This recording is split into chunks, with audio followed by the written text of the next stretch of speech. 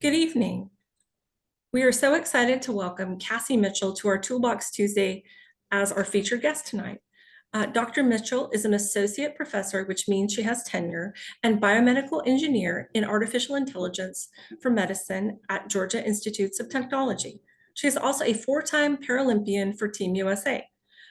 She hails from Warner, Oklahoma, where she excelled in Western horse events at a young age, while also competing in gymnastics, dancing, and running. She was the valedictorian of her high school and earned a collegiate track scholarship. Shortly after graduation, she developed a neurological condition called neuromyelitis optica, which left her paralyzed from the chest down with impacts to her arms, wrists, hands, and vision. She attended Oklahoma State University on a full academic scholarship where she played wheelchair basketball and rugby. Dr. Mitchell is a research engineer and tenured faculty member at Georgia Tech's Biomedical Engineering Department. She is also a National Institute of Health primary investigator pursuing research in neurological injuries and diseases. She has over 75 research publications and has been honored with the International Motor Neuron Society Young Investigator Award. Her research goals center around expediting clinical translation from bench to bedside using data-enabled prediction. Her research has predominantly targeted neuropathology, but her research applications expand across all clinical specialties, including cancer, pediatrics, and cardiovascular medicine. She mentors individuals with new neurological injuries or diseases in the Atlanta, Georgia area, including at Shepherd Center Spinal Cord Injury Rehabilitation Hospital. In her spare time, she enjoys mentoring, volunteering, cycling, swimming, listening to music, and spending time with friends and family. Again, we're so happy to have you, Cassie, and I'm going to hand it over to you. Well, thank you, Renee, for that really gracious introduction. It's an honor to be here with you all tonight. I know that we all support the disabled community and the integration of the disabled to do really great things in society. So, first of all, thank you for your advocacy and your support of this really important community because none of us could do it without you. So, thank you so much.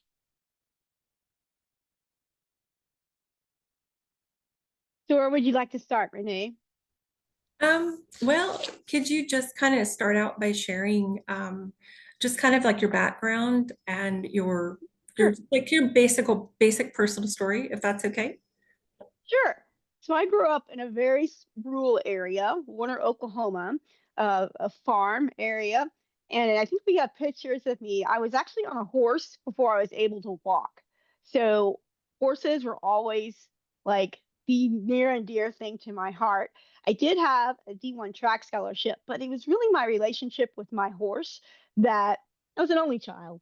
And so that meant everything to me. And my neuromyelitis optica, while I was become a quadriplegic at 18, the vision component actually started at age 12. And so I had gone through some periods of complete blindness. And then I had regained partial sight. I only have the use of one eye. And during this time, I really was bonded to my horse. And I was even riding this horse, but I was completely blind. So the horse was everything. And the hardest thing in the world was once I was paralyzed, I eventually, when it was clear that this was not a temporary thing, I had to sell this horse, whose name was Misty, to a wonderful teenage girl who took her and did some really cool things.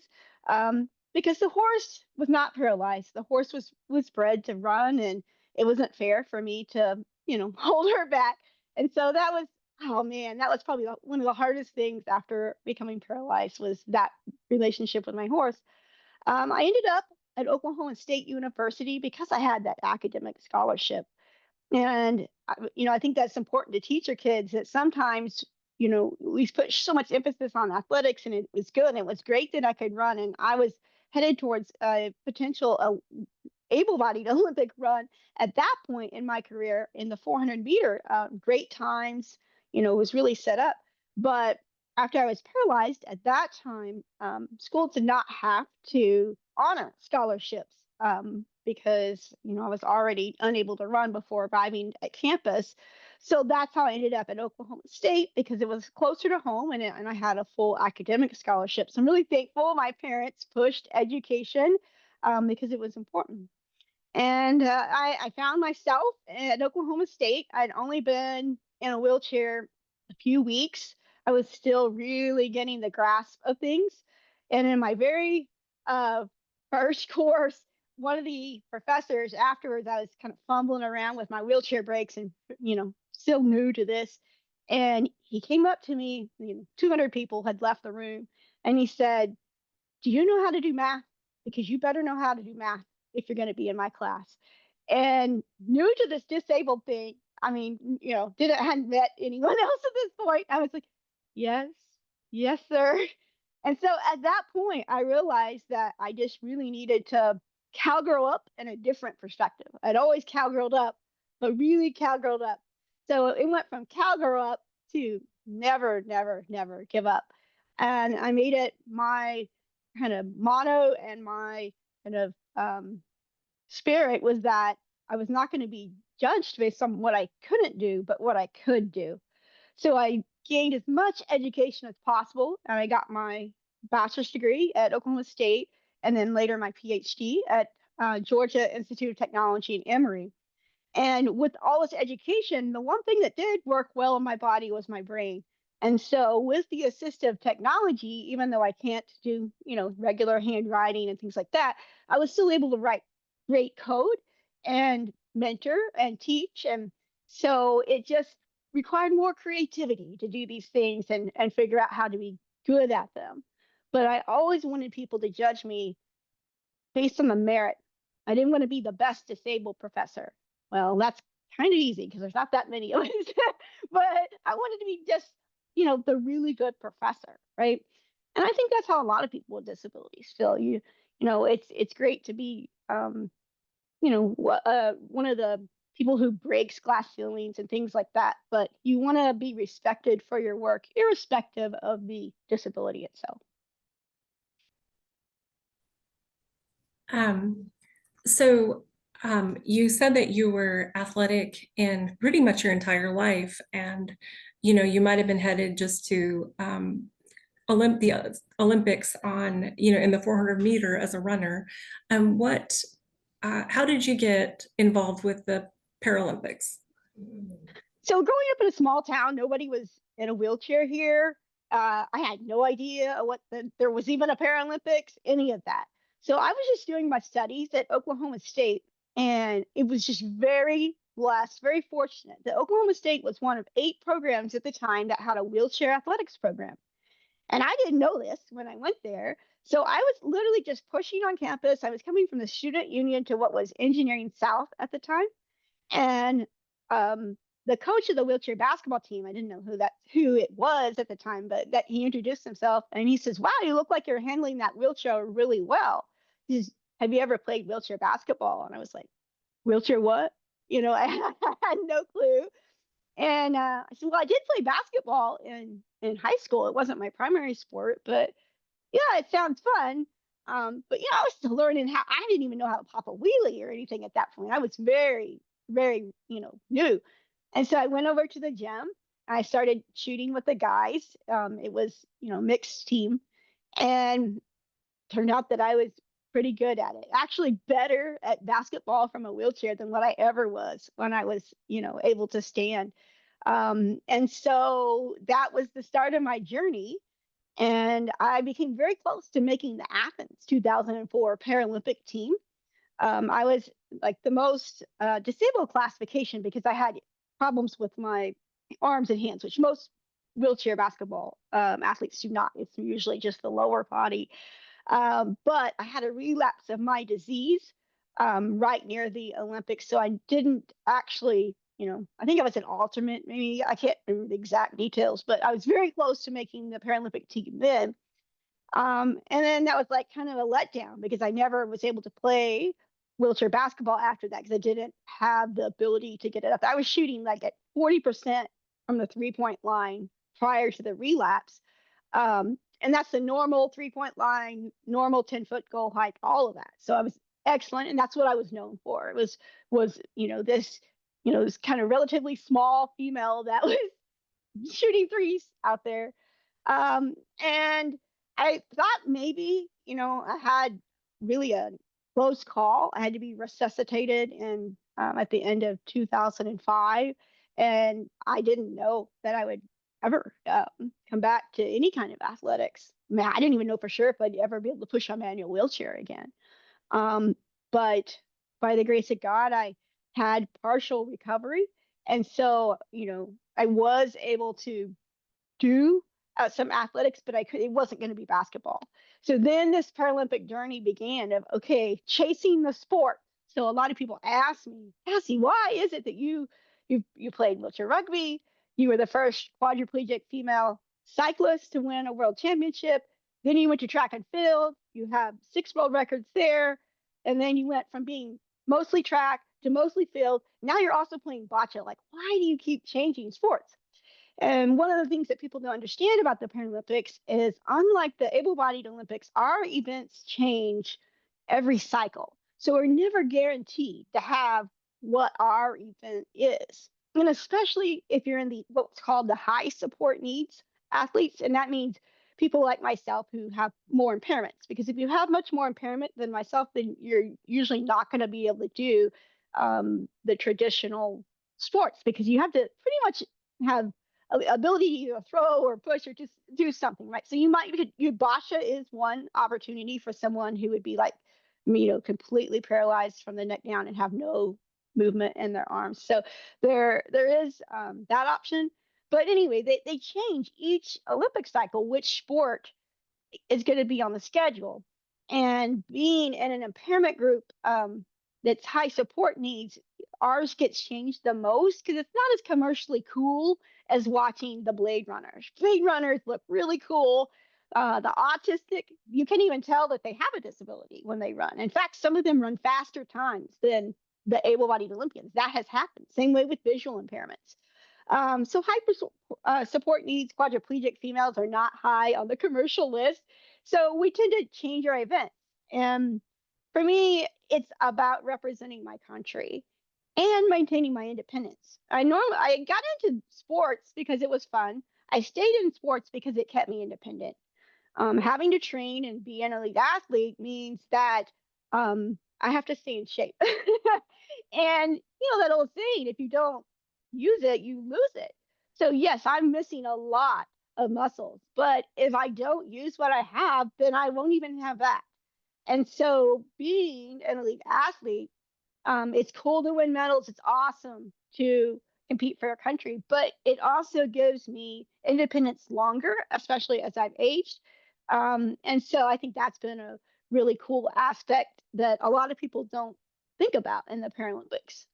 But I don't want anyone to be mistaken about it. It's a haul. It's like 25 plus hours a week in training. This isn't something you just do on the weekends. So it does require a big commitment if you want to be good. And as the Paralympics have continued to evolve, we had sold out stands in Paris. In fact, some of the Paralympic tickets were harder to get than the Olympic tickets. That's often true in other countries. They value the Paralympics even more than the Olympics.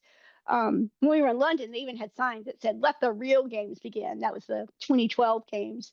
88,000 screaming fans. It was like paparazzi. People were coming up to me, wanting my autograph. They knew what kind of, chair I had. It's like, and here in the States, my neighbor doesn't know what I do. It was so odd. It was cool, but it was very odd. But anyway, Paralympics have really grown, and I want to be able to do it as long as I can. So if that means I have to change from, doing track, which is definitely what I was best at, the 6 world records, to doing the discus throw. I had swimming in there as well in 2016. I'll do whatever it takes to be able to get to the next Paralympics because it's really fun. It's really cool. And it keeps me as independent as possible. So you said that you obviously it's a lot of training, 25 hours a week. Do you train on your own or do you have any assistance from a coach? So I have the unique distinction that my coach, my personal care assistant, is also called mom. So my mom went through training. So not just anybody can be a coach. You have to get certified. So she went through the United States track and field, and she became a certified level 1 coach, which means you have to take a certain number of courses, you have to take a test, and the test isn't specific to what I do. It's all the events. It was really funny because she had to mimic like how to do the appropriate high jump using like this broomstick, and I thought that was kind of funny. But not high jump, pole vault. That's what it's called, pole vault, which is funny because we don't even have pole vault in the Paralympics. But she had to be trained as if she was going to have, any athlete, Olympian or Paralympian. And so that's been cool because we've been able to spend more time together that way. And it's just great to go on, that journey with her. So, in Tokyo was the first time, she was the on-field assistant, but in Paris she was on-field assistant and literally named the coach, and that was so cool to have that experience together. Cassie, one of our participants has a question. Bonnie, would you like to go ahead and ask? I kind of thought it was going to be at the end, so I wasn't prepared. But could you talk just a little bit about maybe the mental health aspect of what you have been through?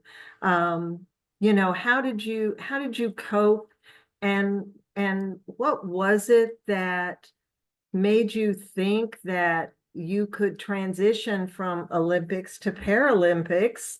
Um, you know, where did you get your encouragement from?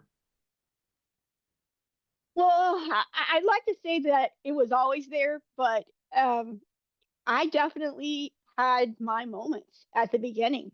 I remember I was sitting in my bedroom, and at this point, I hadn't decided for sure, like, I'm going to go on to Oklahoma State, am I going to wait, what's going to happen? And, I was trying to make this transfer um, that I would need to be able to, an easier transfer from the wheelchair. And I was struggling. And I remember, hollering at my mom, and she's like, if you want to go to school, you're going to have to do it. I didn't know that, like, on the other side of the door that she's like really upset, but she was knew how to, motivate you. If you really want this, you have to find a way. And I definitely kind of felt sorry for myself, especially, the selling of the horse and all that. I never got clinically depressed or, any of those things, but just mourning what I had lost, right? And it was just like, man, this feels really crummy. Like, I don't like this. And so it's like, okay, well, the only other decision is you cowgirl up and you say, I'm going to do it. And so I just really had this almost stubborn will of, I'm gonna find a way, and I'm just never gonna give up. And so some of that I believe was very important to me was my faith and my faith in God. It was also surrounding myself with family and friends that pushed me. Even at wheelchair basketball, there are a bunch of guys, and here's this girl on the team, and they took me, and they a lot of things I learned about wheelchairs, I learned from them, because of their experience, right?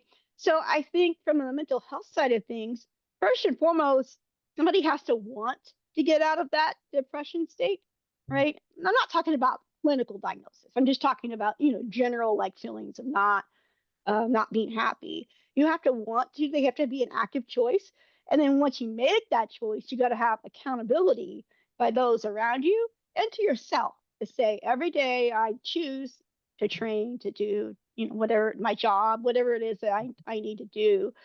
And then, I do occasionally still have times where everybody does, where you're not having a good day, or especially I'm in cancer treatment as well. And that chemo can really be draining. And so you want to just kind of, why me? Why did this have to happen?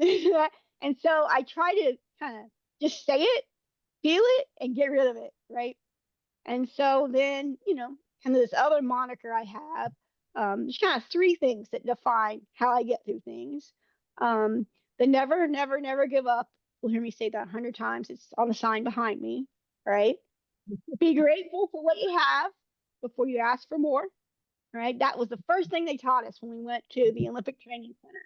Be grateful for what you have before you ask for more, right? And that is important. All right. And then the third thing is this: if you want to win, you got to work hard. That's the W. You got to be as independent as possible. That's the I. Um, and you know, and the uh, the N is the never give up piece. And so those kind of integrated pieces. Um, so I hold new patients accountable for their decisions when I meet someone and they're down in the dumps. And I've met people on suicide watch after a car wreck or this or that. And you have to have a little bit of tough love sometimes with people to help them. They got to see the light at the end of the tunnel, but you can't baby them forever. So they have to actively choose. And then once they make the choice that, yes, I'm going to do it, I'm going to pick myself up, then you know, provide that support and accountability. And I think that's the pattern I've seen work for most people. I have a niece that is in a wheelchair, and she has multiple disabilities, some of them potentially life-threatening.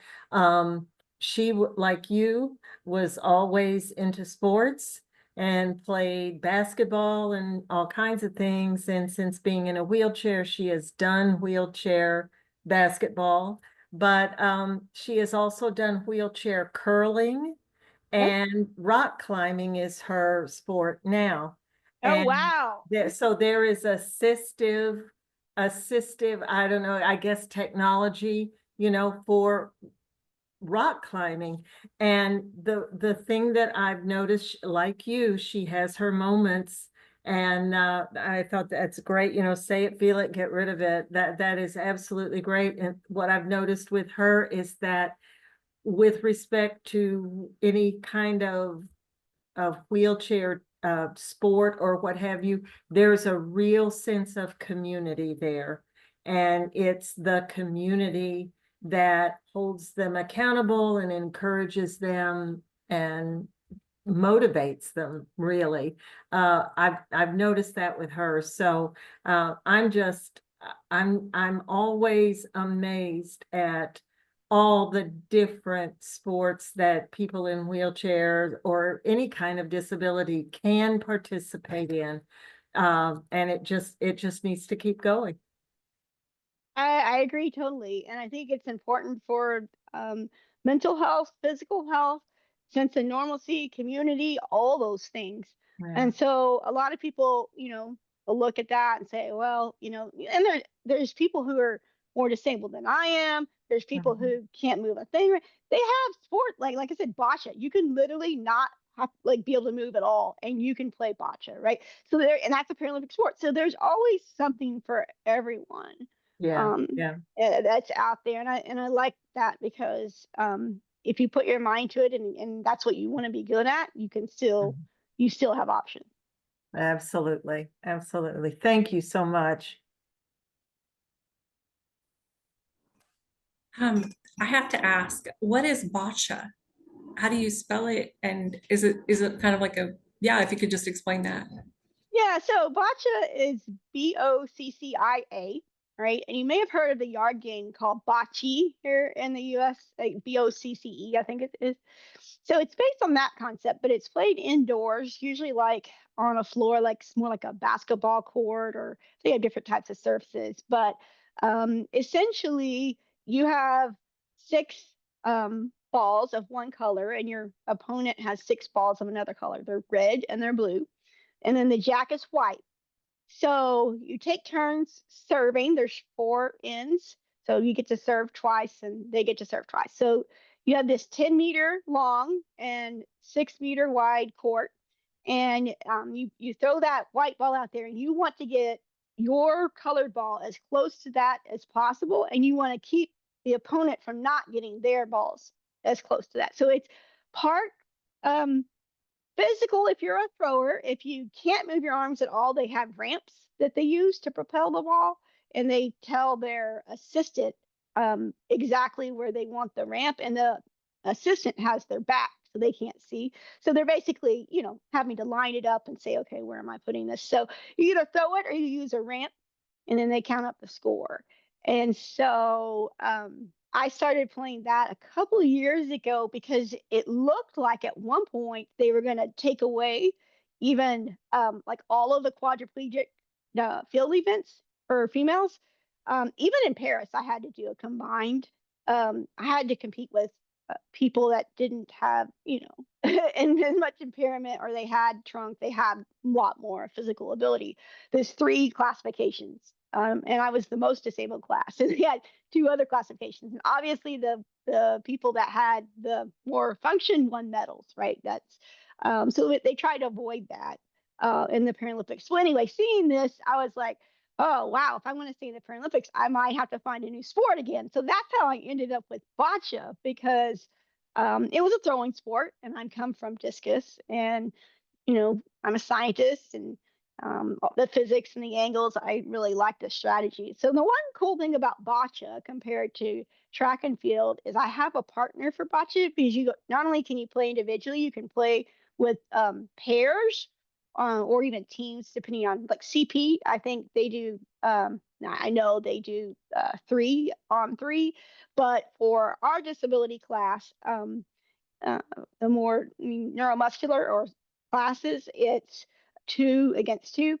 And so you're playing with a pair partner, and that's kind of cool. And so I don't get to train with my pair partner as much as I would like. He lives in Kansas, but we like communicate, okay, this is our strategy going in. And so we know which shots we want to work on, and this and that. And so interestingly, my pair partner, his name is Nick Taylor, and he was a multi-time gold medalist in tennis.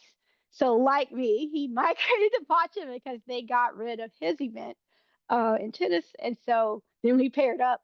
And so that's something to, we're both looking for LA 28 on that front.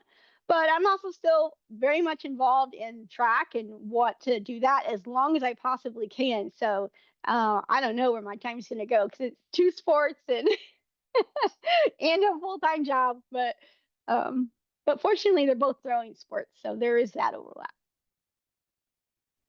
Since you mentioned your job, could you tell us a little bit about what you do professionally and research-wise beyond what I read in your intro? And like what your favorite areas? Okay, I'll try to distill that down to something that normal people would care about, right?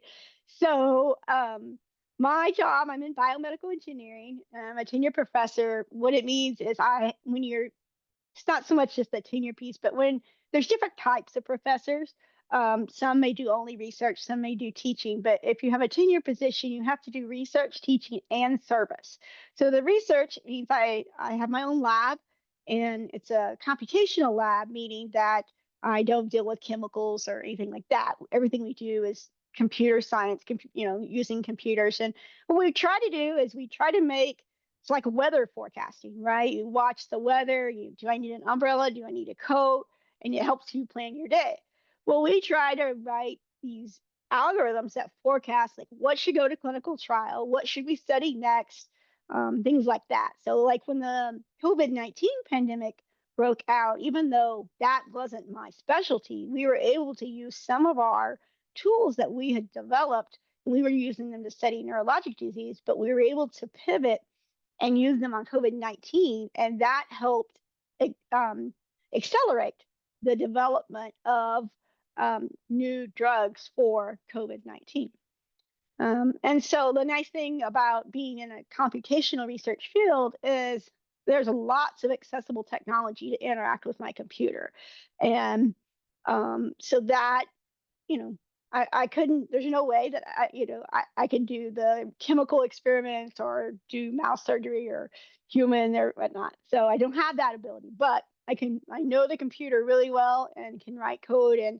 And so we just developed these new types of algorithms that can improve medicine. Thank you. I wondered what sorts of accommodations that you might use in your academic career. What do you mean, like technology or like work accommodations? Work accommodations, technology, just kind of. All right. Well, technology, I can't do the handwriting, so there is like the speech to text. And so I don't know if this is me giving my own opinion and not any kind of advertisement, but I personally prefer Apple products. I found the disability integrations better. So when I drag my paralyzed hand against the mouse, it doesn't recognize my pinky. I have all these special strokes set up so that I can work more efficiently. And then, because there's only a certain amount that you can do. That speech to text and science is so jargony and things like that. Now, if I'm just going to write an email, then yes, you can just say it and it'll do it. But when you're wanting to write a scientific paper or something like that, I usually end up having to do some sort of keyboard manipulation. So that's where being able to have the technology set up so that it doesn't, always every time the finger drags, it enters a key or this or that, and so that I can, in spots where we can't use speech to text or you're having to do equations or this or that, it'll work. Um, Obviously, my braces. So if you know anyone that's in like quadriplegia, these braces, you often see people have them like on their feet for foot drop. So my wrists are paralyzed, and so they're really if I didn't have these braces, like I would be so limited. I don't think I could push my chair at all without them. So they provide this, makes it stiff so that when I push the chair, like you get more leverage. And I had those made by like a prosthetic. CH Martin in Atlanta makes mine, but it's just like the kids that have the foot drop or what are they, AFO? Yeah, and so that's been important. And then it also allows like a typing stick to go in. So those are that's been important. Standard custom wheelchair. So I use a smart drive, which means that I can use my Apple Watch, tap, tap, and it'll engage power. But you can also, like when you're in your house, you don't have to have that on at all. You can just pull it right off. So those are the technology primarily. And then from a work accommodations, if any of you guys figure that out, let me know. So I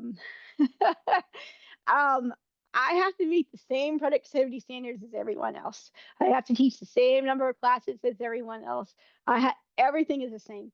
Part of me wouldn't want it any other way, right? But it is something that I have to talk to my students. I have a lot of disabled students both in my lab and classes. They're so used to getting academic accommodations where they get extra test time or this or that. Like when you go to the real world, that stuff's gone, right? You just have to sink or swim. So at least in most kind of higher end careers. And so that's where I think, and I'm fine, totally fine with it being merit based and you have to do it. But it does mean sometimes that, things take me longer to make a PowerPoint lecture than it does an able-bodied person. That's just true. So if that eats into my personal time, then I have to accept that, right? That used to frustrate me early on because, I was like, man, I have to work so much longer. It takes longer. But then, you accept that those things take longer, but I have other gifts that I'm actually, can do that are faster, that have to do with the thinking aspects and being very efficient with my research.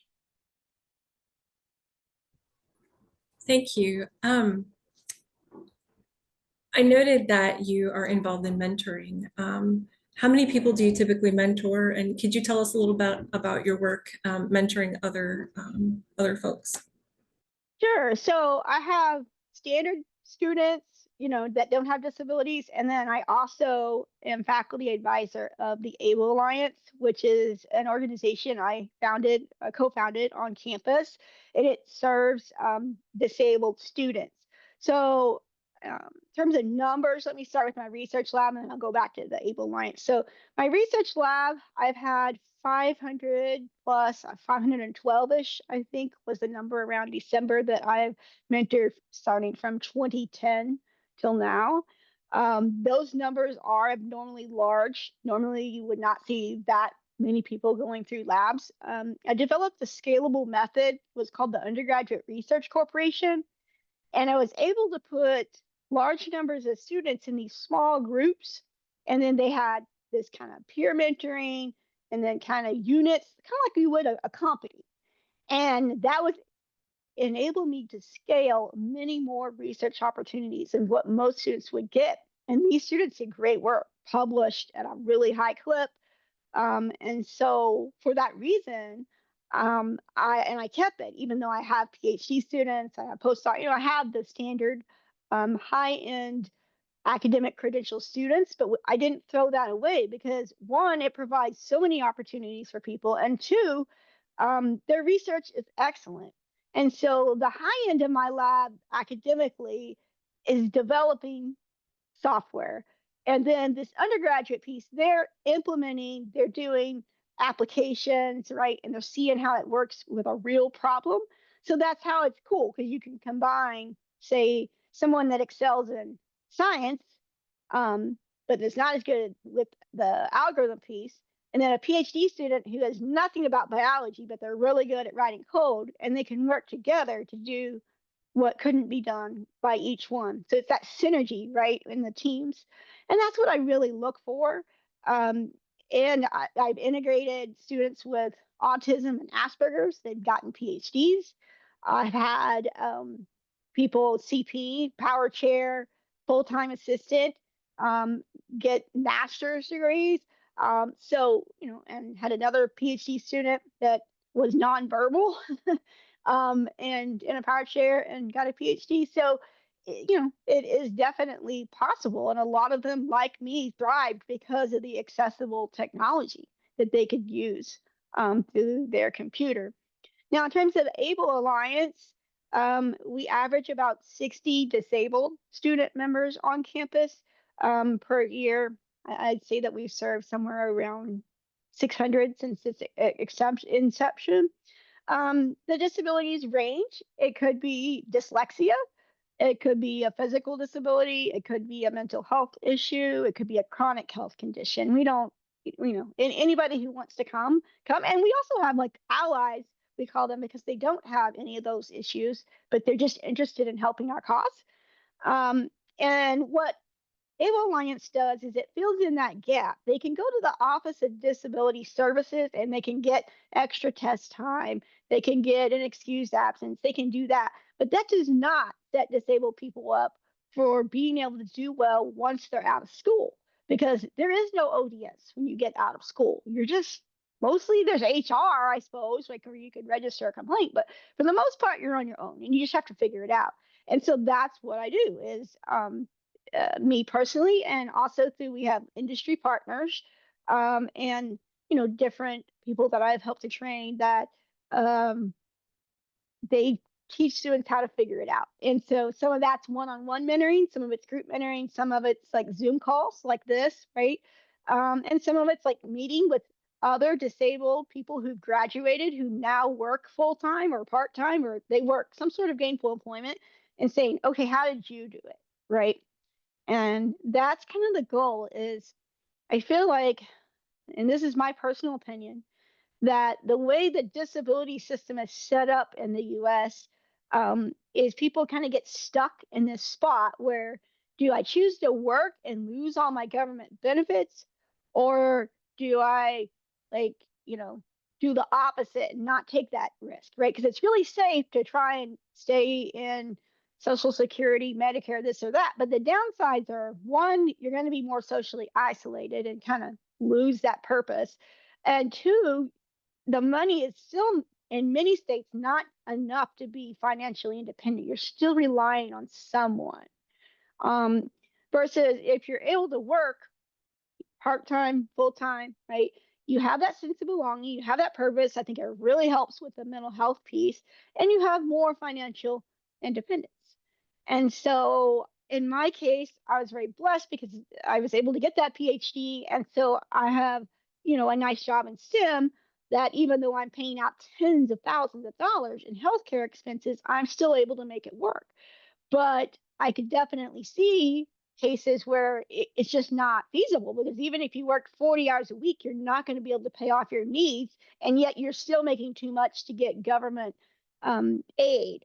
And that's one of the reasons why my lab is doing this study that's on my website. I'm sure Renee can send out the link if any of you want to participate. But it's an anonymous survey to try and figure out this issue of exactly what are the problems and how can we get better policies so that we don't have this kind of what a data scientist like myself calls a bimodal distribution. You have those that work and those that don't, right? And there's a lot of people that are in the not working camp that would actually like to work, even if part-time, but they can't because it puts them in an untenable situation. Um, so that study is something that's very separate from my normal work, but I felt like that I was in a position to do the work, to get really high sample sizes and try to, enact some sort of change that would help the disabled community. Thank you. I wanted to open it up to anyone else on the meeting that might want to ask a question of Dr. Mitchell. Because I could ask questions all night, but. I don't really have a question so much as just a comment. First of all, go Pokes. That's right. That's right. Go Pokes. Yes, I'm an alumni, and actually my son is a senior at Oklahoma State right now, and he has a disability. And just listening to you talk about, so at Oklahoma State, they call it the accessibility office now. They changed it, and it's the accessibility office, but he chose not to take any accommodations. And that, as a mom, at the beginning kind of frightened me because I thought, well, they're there for a reason, but he kind of had the same mindset. So it was really kind of nice to hear you say, well, why take that extra time for a test? You're not going to have that extra time once you get out in the workforce. So anyway, that was just very valid. I'm not saying people shouldn't. I mean, if they need it to get educated, then of course they should. But I'm just saying those things go away once you get the diploma. No, I agree totally. It's there, but he chose not to, and he's doing fine. And it made me nervous because I didn't know how it would work. But I don't know. I guess that just made me feel better. And I just wanted to bring that up, that he chose not to, and he's doing well. But I know it's there for a reason. But anyway. Well, that's great. It sounds like you got a really strong son that's very motivated, and I bet he's going to do great things. Wow, I appreciate that. I've just really enjoyed listening to you speak, and I love your energy and your motivation. And are you a motivational speaker as well? I do a lot of volunteer talks like this, but officially, that's not my official capacity. I don't really call myself that. But have I done a lot of these kinds of things? Yes, because I want to help people in any way I can. Well, I think that should go down in your bio as motivational speaker. So thank you for motivating all of us tonight. Oh, that's very kind. Thank you. Does anybody else have any other questions? Because I would like to know about, what have been some of your favorite experiences that you've had being a Paralympian, like your favorite games, or just what have been really cool experiences? Because, I participated in athletics, but I was nowhere, at the state level, so just hearing about your favorite experiences would be awesome. Well, obviously, everybody would expect that the best experience is sitting up on the medal stand, watching your flag go up, seeing the national anthem, and that is really special and very patriotic. So many things go through your head, and I've been privileged to hear that song a few times in my career, and it's amazing. And but that, when you ask me what I remember the most, it's not the prize that you get at the end. It's the little things along the way. I remember when I was cycling, I was having to do 40 miles a day on a hand cycle. And we were out, we have to go out in very rural areas that still have paved roads. And then my mom or dad or whoever would have to tail me, for safety because you're so low to the ground. And I remember passing by the dairy farms, and the cows got used to me going that route, and they would all come over and look, and then we go up this really tall hill by this dairy, and every time I was like, oh, I'm not going to be able to do it. Oh my God. And so my mom would just blast through the speakers these really motivational songs, like a firework or, you know, like some sort of kind of inspirational kind of upbeat music. And so I remember things like that.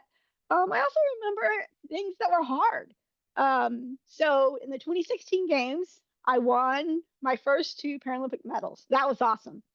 But I also competed in 2 sports, track and field and swimming. And swimming was that was initially going to be, they had taken the track events away and I wanted to do racing. So that's why I got into the swimming. And I was still doing the field events. And the plan was to do both. But 3 months before, 4 months before, something like that, the opening ceremonies, I got diagnosed with leukemia. And I was not able to participate in the swimming selection to be able to go. I checked myself out of the hospital to go to track and field. Fortunately, I hit the standard I had to hit on like the first throw because I passed out and had to be carted off the field. But I made the standard, which got me on the team. Okay, fast forward, I'm going to compete in, you know, discus and club throw, which are 2 throwing events. And I didn't think, you know, I thought swimming was done in June when I wasn't able to, you know, go swim. And right before the games, Russia was banned due to the doping accusations. And I got a call from the US swimming coach and she says, "We need you." And I'm like, "Need me?" And then she's like, "Yes, the high support needs the other girls that want to swim. They had, you know, too many Russians drop, and we need another entry to make sure that, you know, you have certain standards that we have to have, and you're one of the few people in the world that had previously made standard. You know, you have to be able to go a certain speed in order to even get invited, and you've done that previously. Do you think you could do it?" I'm like, "I haven't been training for swimming this last month because, you know, I didn't think I was going. My hemoglobin is half of what it should be, and I'm on chemotherapy. Are you serious?" And she's like, "Well, if you could just think you could make it, like, you know." And I was like, "Okay, I'm in. I'm going, right?" And so the first half of that race, and you can watch the video if you look it up for 2016. I was way out there. I'm doing great. But then I ran out of air. I didn't have the oxygen and I couldn't, you know, the hemoglobin was so low from the cancer. And so I don't even remember touching the wall in the 2016 games. I don't remember going through the mix zone where all the media was. I don't remember any of that. The biggest thing I remember is like somebody was pulling my bathing suit off of me in the locker room. And I looked down and my hands from like down to here were like really dark because of the lack of oxygen, right? I did finish, but for the longest time, I had a hang up about getting in a swimming pool because I literally thought I was drowning in that race, you know, just doing anything I could to get to the wall. Obviously, I didn't win, I didn't medal, but I finished. And so that's one of the, I think, important things in life is that sometimes things don't go your way. You take one for the team. And you just kind of keep going. And so that is very memorable as well as the fact that I did it against all odds. I finished and I did and it wasn't like I was, you know, really embarrassed. It was, and I made, you know, I was in the final and yeah. And so, and I can say that I competed in Olympic swimming. So yeah, so lots of memories with people. Um, just good and, you know, challenging times, great times. You know, first quadriplegic cycling world champion, sitting up there in my rainbow jersey. That was so cool, right? I could just go down the list of number of cool things that I have. Being in Paris with my mom. That was the first time we'd been in opening ceremonies together. Oh, that was so cool. You know, she was with me and, you know, going in, and so lots of good, but also, you know, like I said, the challenges along the way. I hope you know how incredible you are. I piggyback what Tammy, I mean, you are like such an inspiration. So, I mean, what a story. And yeah, you turning it into a positive, and way to go. That's all I have to say. Well, thank you. You're very kind. We had a comment in the chat. It's from Nancy. She said, "You're an inspiration to many even for those of us who do not have any physical disabilities. You have really made an impact on me, not only for everything you have achieved physically, but mentally, you're admirable. Thank you for giving me the opportunity to meet you. Oh, thank you, Nancy. That's very, very sweet. Um, believe me, I am not a superhero. I have some cool accolades. I've been blessed to be put in great positions, but it's people like you, right? I have my support team, right? And if we don't help each other do these things, it's too much for any one person to do alone, in my opinion. If you can, more power to you. But so while I do really push independence and trying to be as independent as possible, I still openly accept that you have to have that support team, right? Mentally, physically, all those things. um yeah, so it's just trying to find that balance of um how much I'm going to do it no matter what, versus, okay, if I give on this thing and get a little help here, I get a little bit more efficient, right? Things like that. um and as I've aged, I've learned a little bit more to be, I got to be a little bit more efficient. I can't literally do every little thing, right? So if somebody comes over and, helps with laundry or whatever, like it's not, can I do the laundry? Yes. Yes, I can. Right. But if I need to reclaim some more time, or if I'm not doing well after chemo or not, it's okay to ask for help too. So I don't want to kind of put this front that I'm just like some sort of superhero that never needs help, because that's not true.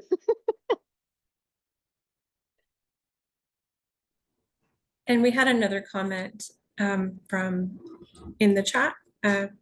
Bonnie Lemon says, I agree. This has been wonderful. You are amazing and inspiring. Thank you for sharing your story and yourself with all of us. God bless. That's very kind. Thank you.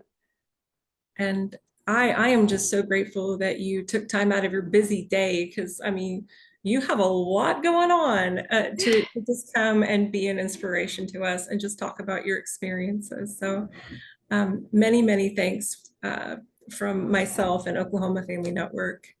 And I sent your that survey out back probably in September, but I'll send it back out to everyone who registered, and I'll send it out to our staff again.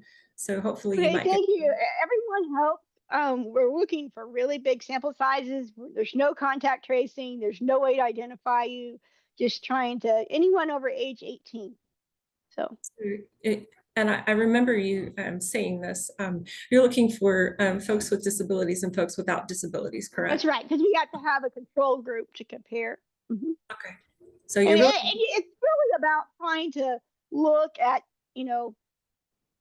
not not just my case of like, okay, I am able to do the normal workload of a professor or whatnot, but what about these other cases too, where you have somebody that isn't going to be able to get a PhD, or doesn't, has a physical or cognitive impairment that just doesn't allow them to do that? Well, can we still get policies that let them, sack groceries, do the mail? I mean, I remember when I was at Medtronic, working as an intern, they had a guy with a cognitive impairment, and he was supposed to be doing the mail room. Like back when you got snail mail, big corporation. And the first couple of days, he was making mistakes, and I heard them, griping and then saying, "Oh, well, this isn't going to work." And I think he was here like on like a work program thing, like it's a trial thing. And so I remember taking him to the side and then teaching him, like just doing it with him, right? Making sure he got it, right? And nobody had just taken time to do that. And then I did it a couple of days with him. And then all of a sudden, like he was like better than me, better than other people, right? He just found what he was good at, right? But he had to have somebody show him. And I just feel like there needs to be more opportunities for that, where because everybody has a gift of some kind and a skill. And it's just a matter of being the opportunity to use it and use it without fear of, not having a tenable situation, right? Either for the employer or for the employee. And so I'm really passionate about that, because I want to get more people into the workforce, because I feel like that would be so helpful for physical and mental health. Thank you again. And we're coming up on the 7 o'clock mark. Does anyone else have any parting thoughts or anything else? Okay, it looks like we have one more comment in the, Julie Lackey said, amen, just a little extra QMB. Amazing what can happen. Thank you. So again, thank you so much for taking time out of your busy schedule to inspire us, and we're so grateful. So Well, thank you all for inviting me, and you guys keep going as well, because clearly you've got a great group of people that are advocating for one another and for others with disabilities. And I often say this, even the caretakers, the advocates, it's as hard or harder on them. So, we really appreciate you and we see you. Thank you so much. all right. I'm gonna end the meeting, and thank you guys again for coming, and have a fantastic day. Thank you so much. Thank you. Thank you. Thank you.